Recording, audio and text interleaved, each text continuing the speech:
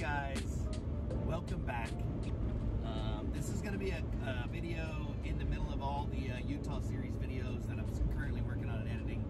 Anyway, it's just a quick weekend trip. I just got back in town from work, and I'm now turning around and rushing back out of town.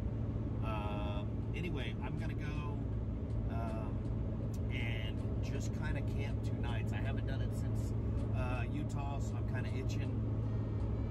The speed limit is 75 miles per hour. 75 miles an hour, guys.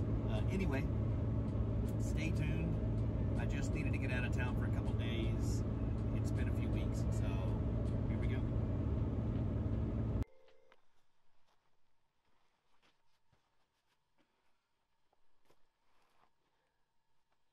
Good evening. We made it. So, we wanted to just get out of town like I told you. So what I did is I made a quick trip to Merus. It took a little bit of time to kind of pick where I wanted. There's some people already kind of set up. So that's what I did. I got set up and got where I wanted. Tonight, we're having a Cayman Jack Moscow Mule. And it's actually quite fitting for tonight. It's probably 26 right now. Not bad. I mean, you can see the fog. It's not bad, though. It really isn't. Compared to being on the mountain in Utah 2 weeks ago. 3 weeks ago. No. This I'm fine with this. Anyway, so dinner. We kind of hopped in real quick with dinner. You can see I've got my Coleman oven going. And I'm going to do, this is a pre-made, ready-to-eat, somewhat ready-to-eat pizza. It's, and this is a bruschetta pizza. And what I'm going to do is I'm going to go ahead and heat this up in there. And I'm going to put some shredded chicken on it and call that dinner. Like I said, we got in town late. I worked out of town all week. So basically, I drove in today. Got here late this afternoon. I had been doing a lot of changes to the Gladiator, and I'll update you guys on that. We did some major upgrades to it, engine-wise, performance-wise. We did away with a lot of things, if you guys catch my drift, as far as a diesel. And so this is the first shakedown run. So I ended up coming out here and kind of, I went through Sidewinder, which tomorrow I'm going to go through it again, and I'm going to video it for you guys so you guys can see kind of what an intermediate trail is out here at Merus. And then you guys can kind of understand from there where your rig fits. Anyway, I'm going to make my pizza, and I'll catch back up to you guys in a minute.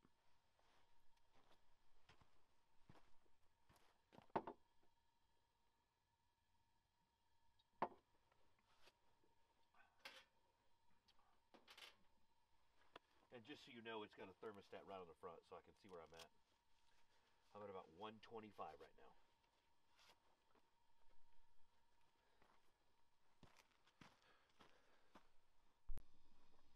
Okay, guys. Let me show you what I'm working with. I think it's going to come out fantastic. But, and I forgot either a piece of foil or a flat tin to cook this on. But this, let me see if I can get the light, is what I came up with. Shredded chicken, spinach, a little bit of marinara sauce, a pizza essential crust, and then some bruschetta underneath. I think it's going to do well. I really do.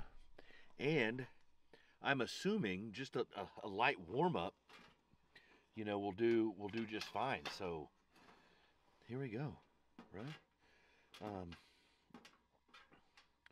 We've got it at about 250. It's at about 250 right now. So we'll see how it goes. All right, guys, let's take a look. Oh, are you kidding me? Okay, guys. All right. You know I love you. I love you to death, but I'm gonna call that a wrap. I'm gonna let you see the moon. It's right above me. But what I'm gonna do is I'm gonna go ahead and it's cold. It's probably now down to 19. I'm going to go ahead and turn this off, let it cool down, pull that pizza, and then I'm going to get in the camper and settle in for the night.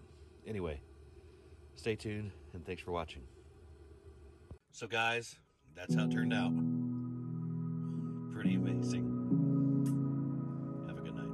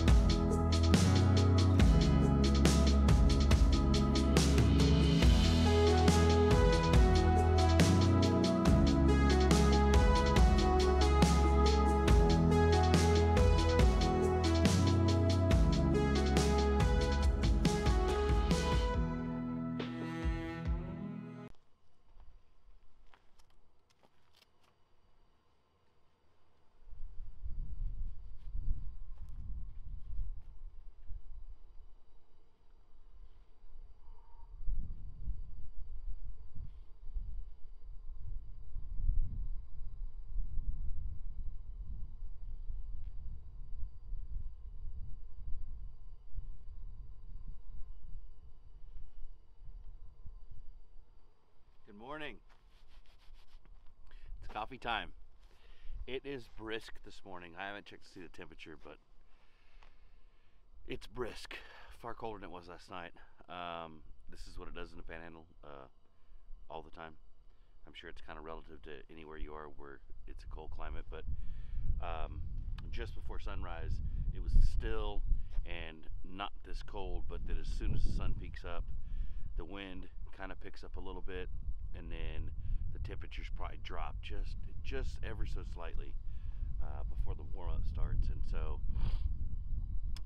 earlier it was comfortable, 6 a.m. it was comfortable. Now it's a little chilly, but I've got coffee going to get that started, and then I don't know, I'm gonna have a little bit of bowl of oatmeal, I think, and then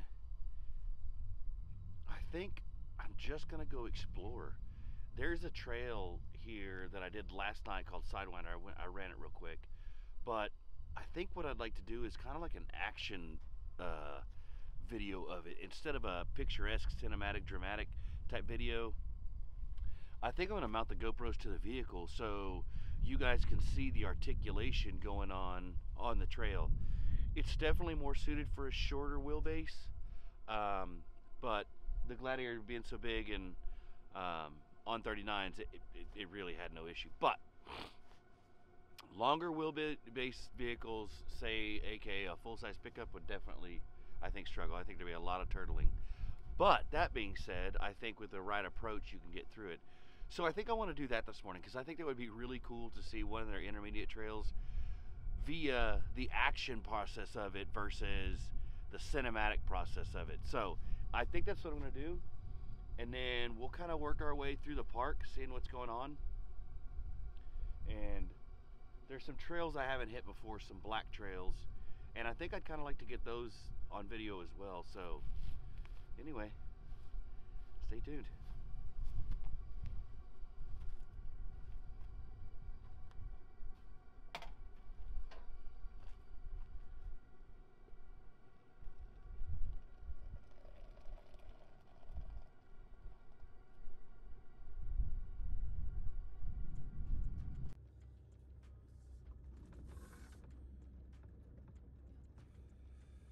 Let's see, I'll tell you guys what this is looking at like right now. So,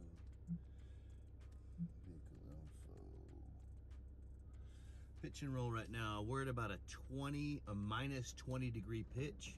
And this is on one of their intermediate trails, just to give you guys an idea of what's going on. This is called VR4 North, and it's a really cool trail. But right now we're at a max of minus 26 degrees down with a pitch of 7 degrees. So you can see, even so, these are not somewhat extremely technical. They really are, because they really challenge, your ability to control your throttle and brake going up and down some of these guys. And I mean, you can see that I mean, they're pretty tight too. So, you know, you've got to be setting up each corner before you get to the corner, so you can kind of make them, and that kind of shows you the difference. And you can see, I mean, this now, you know, we were at a negative 25. Now we're a positive 17, going up 19, a positive 19 up and over that crest. So he did a really good job of changing these up and making them, even though they weren't incredibly naturally technical, they went in and added some stuff to make them. And this is going to be a fallover right here. And what I mean is, they made it to where right when you get to the top, it's a crest, and so when you get up top, and you can see I'm turtle, but I'm doing all of this in two-wheel drive too. So okay. So yeah, that's some of the manipulation of it, and this is the first time, you know, I've actually needed the four-wheel drive, but I kind of was super easy on that guy too. And so most of it you can, as long as it's dry and you know what you're doing, you can make it through here unscathed, and pretty simply. And really, it's a really fun trail because it really does challenge your driving skills. That's what I like about these trails is Dirk and the guys that he employed to help him make these things did an amazing job of kind of, I don't know, just making them good for everyone. And that was the neatest part about it, right? Is I don't know, I think they really took into consideration everybody's skill level, and then sought out making these trails. And it does show, it really does, because again, when they this was all untouched earth, and so when they went through and cut these in, they really paid attention to giving everybody the best experience they could in a park environment, but what you would naturally be doing overlanding with probably a little bit more of a twist, considering they spiced it up just a little. Here's another really cool one, guys. Another, you know, we're already at 17, 18 degree, minus negative roll and pitch, 14 degrees, 18 degrees on the roll, minus 17 on the pitch. So you can see, it's so hard to show you guys, you know, what these things really look like. What you can't see is right there to the right where the snow is that you can see on the right. That's probably a 200-foot drop. And then just in front of me, behind those trees, literally right in front of me, that's another 200-foot drop. So you may not think that these seem incredibly technical, but they are. And situations like that really determine, you know, what's going on. And I mean, they're down and ups and big. On top of that, this would be incredibly technical. See, we're already at 13, 14, 15, 16 degrees on a positive pitch, and then a -5 roll. So yeah, I mean, I know they don't seem like big obstacles, but the danger factor, even on an intermediate trail here, is still pretty high. I mean, it's a 6 of a 6 for sure when it's dry. And if it was to be wet, I would just hope that you guys really wouldn't try them unless you're a very experienced driver, because that would make some of these drop-offs far scarier. And again, the inability to control your descents would be a problem, because you saw that some of these are incredibly close to a, you know, 200 to 400 foot ledge. And if you couldn't stop your rig, you'd be in serious trouble. All right, guys, as you can see, I'm gonna do a kind of an action video for this, because I really want you guys to see the terrain change. And so I'm going to use a body mount, and hopefully it'll give you guys an understanding of kind of how much this trail changes. It's definitely not a just kind of run through if you've got a smaller lift or smaller tire vehicle or a longer vehicle like a full-size truck. So anyway, I hope you like it.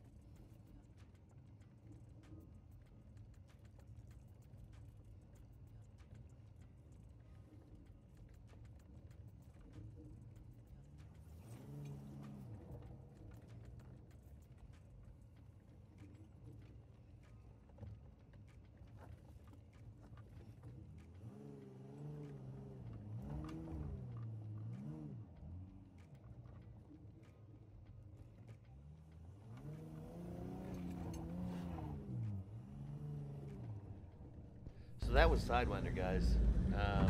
I hope you enjoyed it. I know it was a split view, but I kind of wanted to show you guys the ups and downs from two angles instead of just seeing either alternative angles or them separated. So it kind of gives you a better idea of what's really going on the trail and the constant elevation up and down change.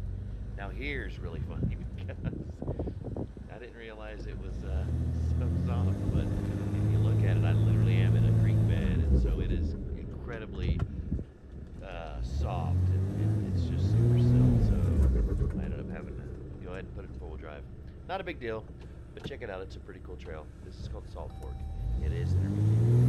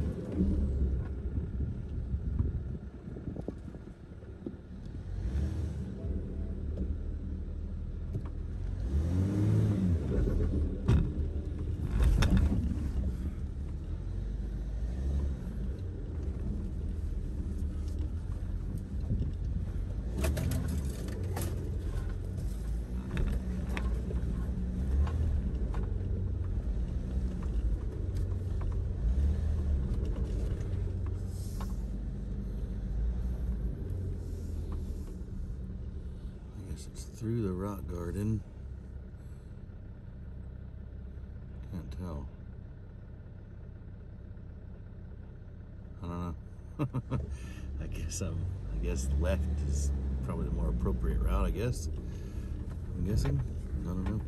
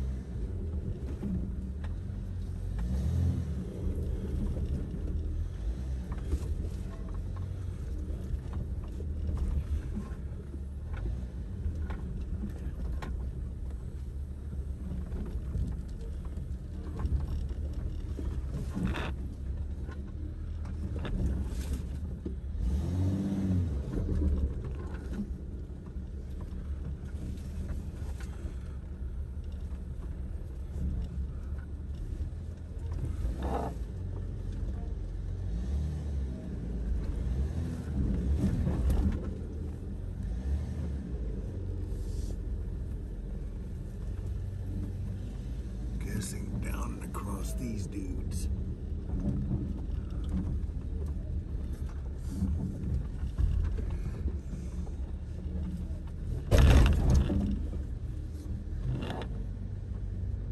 Yeah. Okay guys, we just got to the bottom. We ran Salt Fork Creek and Punch Out, I believe is what we ran. But I snapped a front passenger side sway bar in link. It's not a big deal, but I've got to tow that trailer home, and it's going to make it quite fun, you know, kind of dragging that thing around with the loose front end. So I think I'm going to make it back to camp, up to camp. Probably think about making something to eat. It's about 4:45, so it's almost dinner time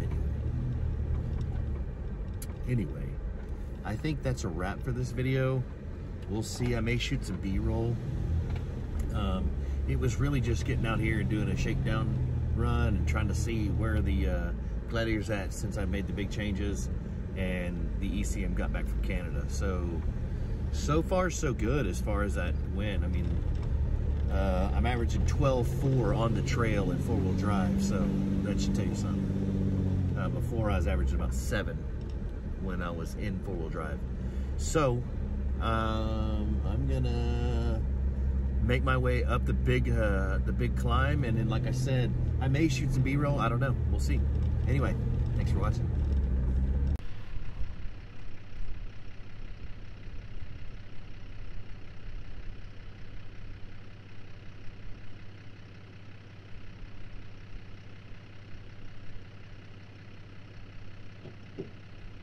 Hey guys, thanks for watching.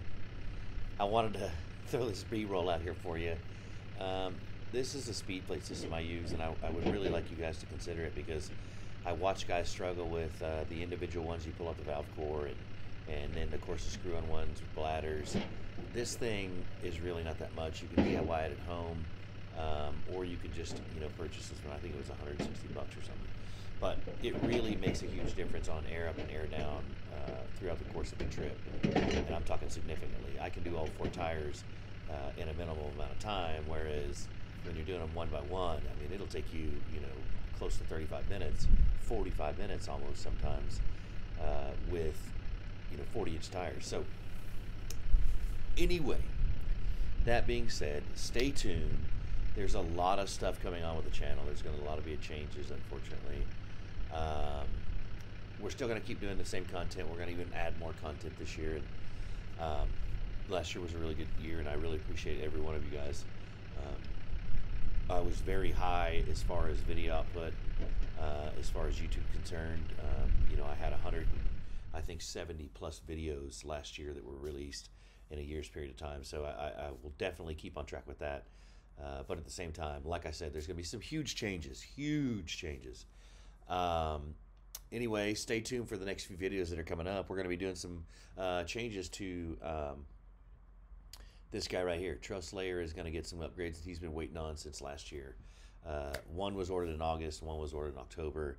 Well, they all showed up, and so I'm pretty excited. Anyway, thanks again for everything you guys do for me. Like, share, tell your friends about the video, and if you haven't subscribed, please consider subscribing. Thanks a lot. Until next time, guys.